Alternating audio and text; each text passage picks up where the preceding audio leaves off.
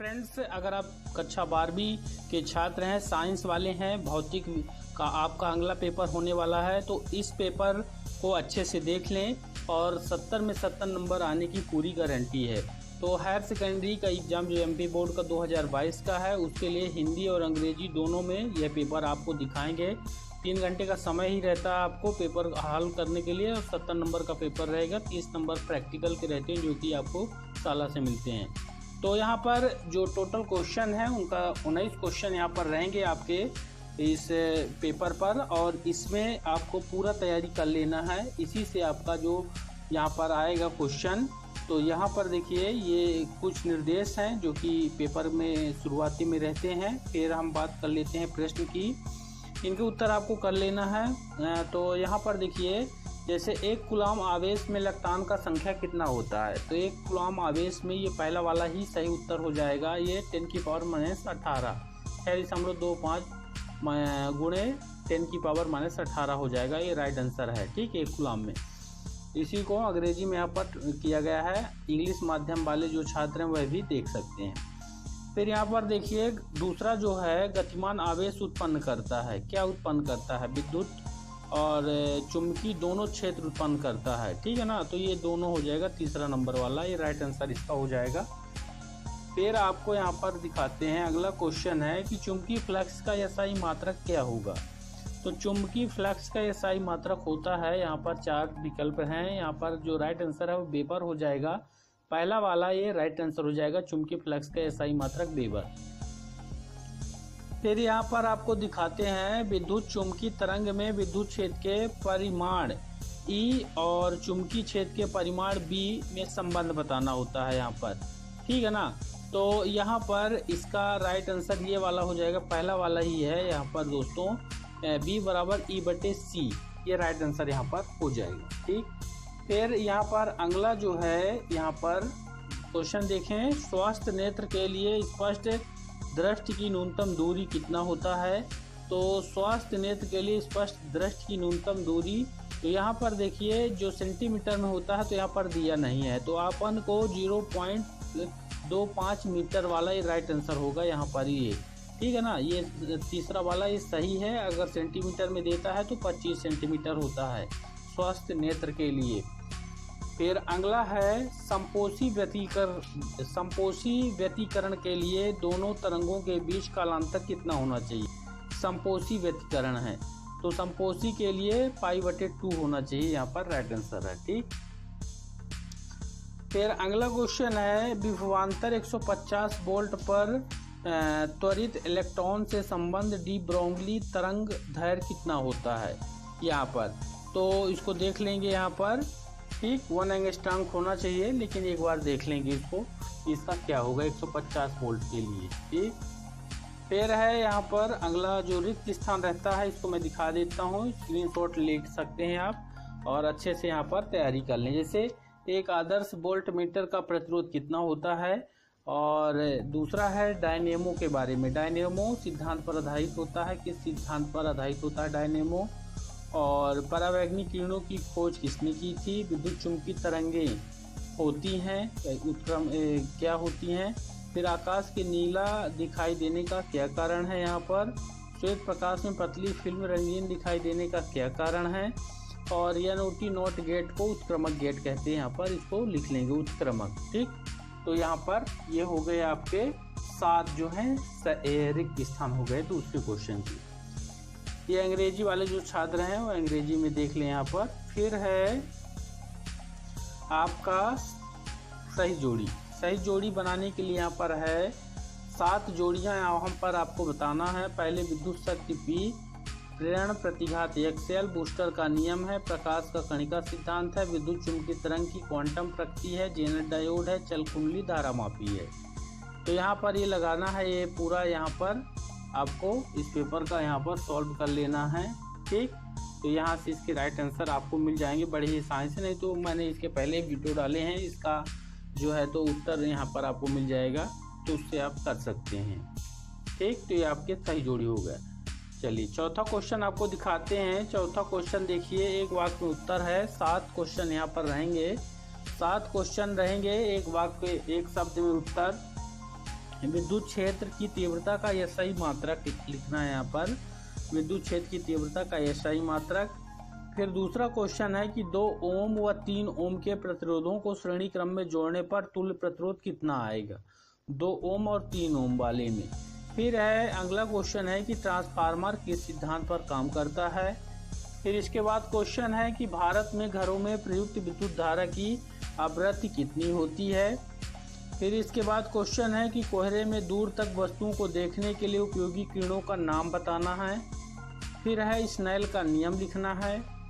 तो इन सभी क्वेश्चनों को आपको अच्छे से स्टडी कर लेना है।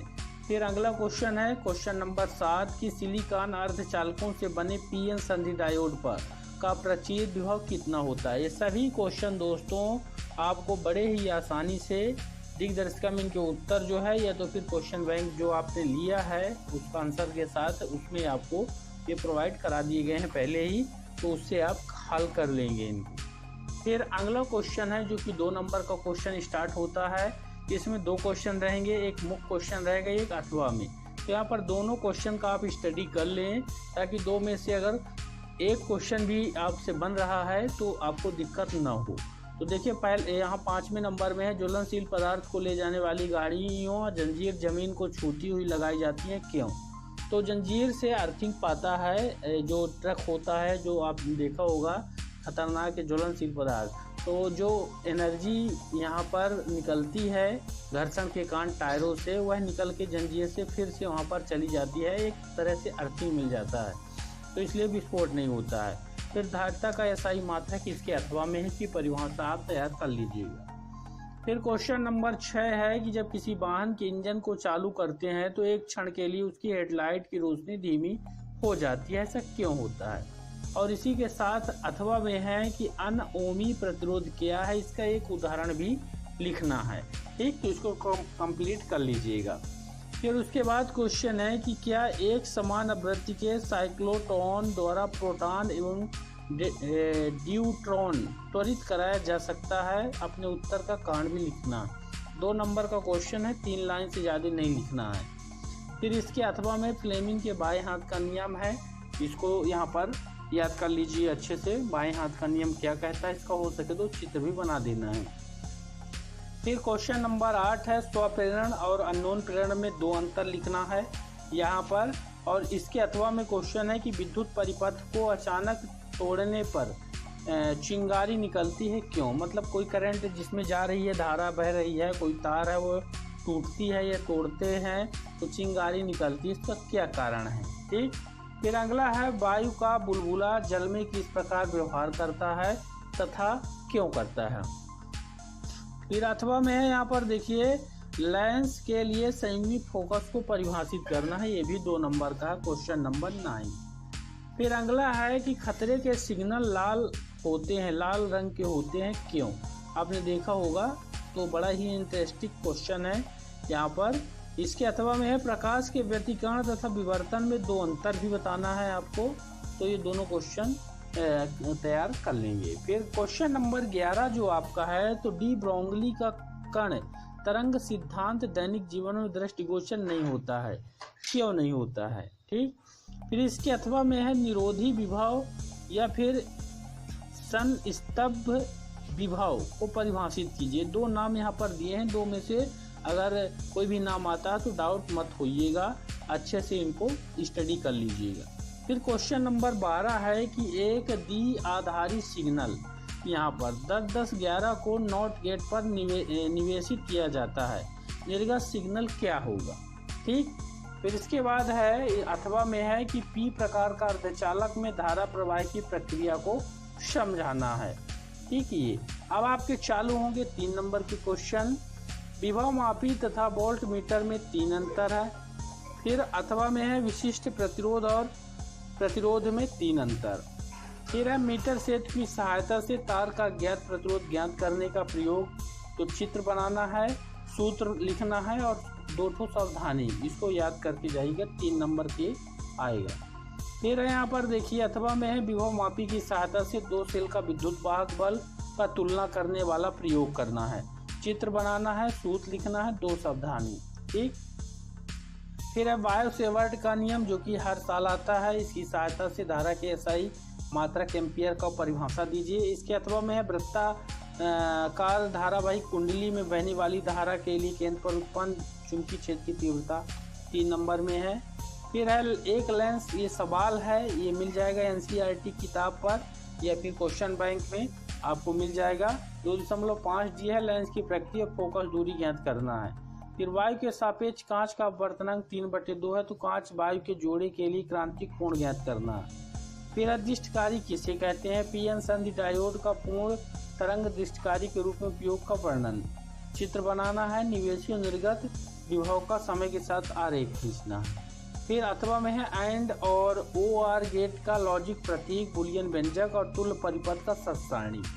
18 नंबर में है किसी विद्युत परिपथ की निरीक्षी स्थिति में किसी बिंदु पर विद्युत क्षेत्र की तीव्रता के लिए व्यंजक निकालना है। ध्यान रखिएगा विद्युत द्विध्रुव है और निरीक्षी स्थिति में ज़्यादातर अच्छी वाला आता है, तो यहाँ पर इस बार निरीक्षी वाला दिया गया है।